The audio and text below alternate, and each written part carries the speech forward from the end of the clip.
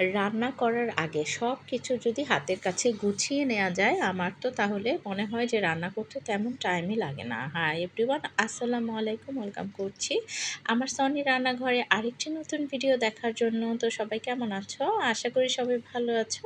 আলহামদুলিল্লাহ আমি অনেক ভালো আছি। তো আজকে যা যা রান্না করব এটা কিন্তু রাতের বেলা, আসলে আমার বাসায় কিন্তু গ্যাস একদমই থাকে না, তো ডাল বসিয়ে দিয়েছি, এর জন্য রাতেই রান্না করে নিলাম।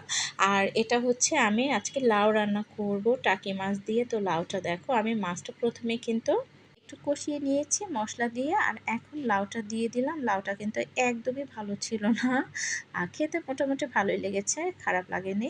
আর এখন আমি রান্না করে নিচ্ছিলাম। লাউটাতে কিন্তু মশলা একটু কম দিতে হয়, তো একটু কমই দিয়েছি। আর এখন এই পর্যায়ে আমি মাছটা দিয়ে দিব, আর মাছটা দিয়ে আমি কাঁচামরিচও দিয়েছিলাম। আর মাছটা দেওয়ার পর অনেকক্ষণ রান্না করেছি, আর এখন আমি ভাজা জিরা গুঁড়ি দিয়ে নামিয়ে দিব। তো ধনিয়া পাতা আজকে ছিল না, ধনিয়া পাতাটা দিলে কিন্তু আরও মজার হয়, একটা সুন্দর স্মেল আসে। আর এদিকে আমি ডাল রান্না করেছি, এখন ডালটা বাগার করে দিব। আর এখানে আমি শুটকি ভর্তা বানাবো, তো এর জন্য কিন্তু আমি পেঁয়াজ কাঁচামরিচ বেশি করে, রসুন আর শুটকি দিয়ে কিন্তু সেদ্ধ করে নিচ্ছিলাম। কে কে শুটকি পছন্দ করো অবশ্যই কমেন্ট করে জানাবে। আর এদিকে আবার পুঁটি মাছও ভেজে নিচ্ছিলাম, আর পুঁটি মাছ কিন্তু ভাজা খুবই মজার লাগে, আমার কাছে তো খুব ভালো লাগে। আর এদিকে দেখো মোটামুটি সব কিছু রান্না করে আমি কিন্তু বক্সে বক্সে করে রেখে দিচ্ছি, যেহেতু আমি আগামীকাল এগুলো খাবো এর জন্য।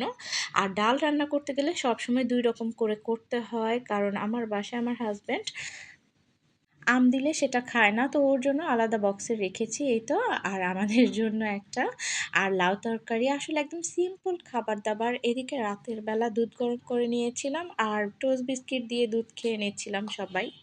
আর বাচ্চারা তো দুধ একদমই খেতে চায় না, তো এটা নিয়ে কিন্তু আমার বাসায় খুব প্যারা খাই। তোমাদের বাসার কি অবস্থা বলে যাবে কিন্তু। আর এই জিনিসটা দেখে কারো যদি জিভে জল আসে আমি কিন্তু দায়ী থাকবো না। এটার ভিডিওটা ইনশাল্লাহ নেক্সটে দিয়ে দিব। আজকের ভিডিওটা কেমন লাগলো অবশ্যই কমেন্ট করে জানাবে। সবাই ভালো থাকবে, আল্লাহ হাফিজ।